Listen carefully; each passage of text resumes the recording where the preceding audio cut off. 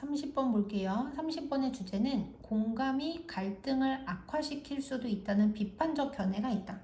일반적으로 공감하면 되게 좋은 의미를 가진다고 생각을 하는데 공감이 오히려 갈등을 더 나쁘게 만들 수 있다는 그러한 생각을 가진 사람들도 있대요. 비록 공감은 학자들과 그리고 유명 인사들에 의해 널리 칭송받지만 모든 사람들이 공감을 지지하는 사람은 아니다. 공감에 대해서 비평하는 사람들은 대절이라고 주장한대요. 뭐라고 주장을 하냐면 공감은 우리를 사람 사이에 그리고 집단 사이에 갈등으로부터 구해주지는 못할 것이라고 주장을 한대요. 됐지? 그다음 넘어가서 사실 그들이 주장하기로 공감은 그러한 갈등들을 더 안 좋게 만든다. 오히려 공감이 상황, 안 좋은 갈등을 나쁘게 만든다는 얘기야. 그다음 넘어가서 이러한 비평하는 사람들은 대절이라고 주장을 한대요.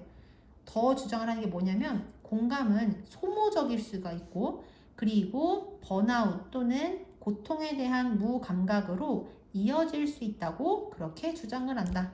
여기까지 됐지? 그래서 이 사람들은 공감이 오히려 힘만 빠지게 만들고 그리고 번아웃을 오게 하고 고통에 대해서 무감각하게 만들도록 할 수도 있다고 그렇게 주장을 한대.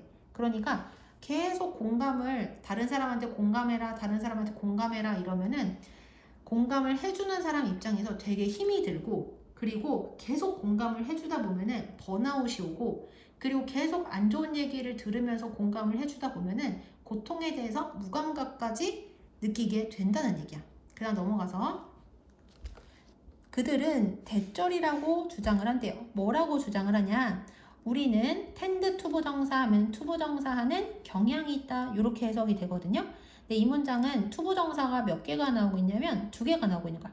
여기 하나 보이죠? 그 다음에 여기 두 번째 그리고 사실 세 번째 여기까지야.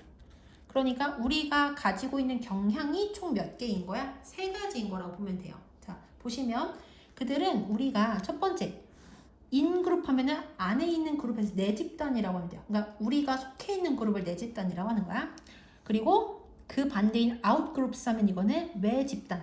내가 속해 있는 집단의 바깥에 있는 집단을 얘기하는 거겠지. 다시 그들은 우리가 우리의 내 집단과 강하게 공감을 하고 그리고 외 집단과 공감하는 것을 뭐하고 저항을 하고 그리고 심지어 경쟁을 하거나 또는 위협을 주는 그러한 상황에서 외 집단의 고통을 즐기는 경향이 있다고 주장한다. 그래서 내가 속해 있는 그룹에 대해서는 공감을 엄청나게 하는데 나의 밖에 있는 집단에 대해서는 공감하는 걸 아예 거부를 하거나 심지어 그 외 집단, 내가 속해 있지 않은 집단의 고통을 즐기는 경향까지도 있대요. 너무나 이기적이라고 볼 수가 있겠지. 그 다음 넘어가서 따라서 그래서 서스는 결론을 나타낼 때 쓰는 접속 부사잖아. 따라서 더 많은 공감에 대한 처방은 종종 갈등의 경우에는 역효과를 내기도 한다. 그래서 결론은 뭐야? 더 공감을 하라고 처방을 해주는 것. 그것은 오히려 갈등에 역효과를 준대요. 자, 그 다음 넘어가서 콤마 있으면 어떻게 한다? 두 콤마를 안으로 집어넣어서 괄호를 친다. 삽입절이에요. 얘 없어도 말이 되거든. 근데 굳이 얘를 집어넣은 거야. 그래서 그들이 주장하기로 공감은 further 하면 얘는 더 나아가라는 부사예요. 그럼 부사는 무조건 있어야 된다? 없어도 된다? 없어도 되는 부분이에요. 여기는. 자, 그리고 이 문장 동사가 몇 개냐면 2개예요. encourage가 첫 번째 동사, force가 두 번째 동사가 돼요. 그래서 그들이 주장하기로 공감은 더 나아가서 갈등을 오히려 어떻게 할 수 있다? 조장을 할 수 있다. 조장한다는 거는 갈등을 더 키운다는 뜻인 거야. 갈등을 더 나아가 조장할 수도 있고 그리고 우리로 하여금 우리 대 그들이라는 사고 방식으로 어떻게 할 수 있다? 몰아넣을 수도 있다. 여기까지 됐지? 자, 그다음 넘어가서 마지막으로 심지어 점점 상황이 안 좋아지고 있어. 마지막으로 심지어 우리가 자, emphasize with 하면 누구누구와 공감하다 라는 뜻이잖아요. 자, 근데 어떤 다른 사람들인지 관계 대명사절이 지금 하나 꾸며주고 있고 그리고 이 전치사 구도 앞에 나오는 다른 사람들을 꾸며주는 역할을 하거든. 그래서 여기서는 우리가 두 종류의 사람들하고 공감하려고 노력하는 상황을 얘기하는 거야. 첫 번째는 어떤 사람들이야? 우리와 다른 사람들 또는 낯선 상황에 있는 다른 사람들. 여기까지 됐지? 자, 다시 해서 보면 마지막으로 심지어 우리와 다른 사람들 또는 낯선 상황에 있는 사람들과 공감을 하려고 노력을 할 때 때때로 우리는 정확하게 그들의 경험을 공감을 할 수가 없고 그리고 그 이상의 오해와 그리고 좌절을 뭐하기도 한다?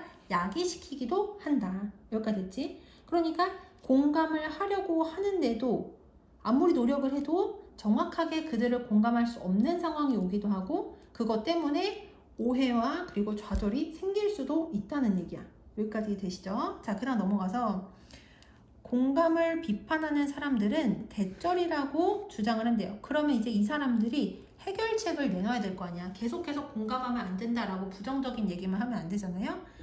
공감을 비판하는 사람들은 우리가 공감을 포기하고 그리고 사회적 조화를 위하여 다른 도구를 이용할 것을 주장한다.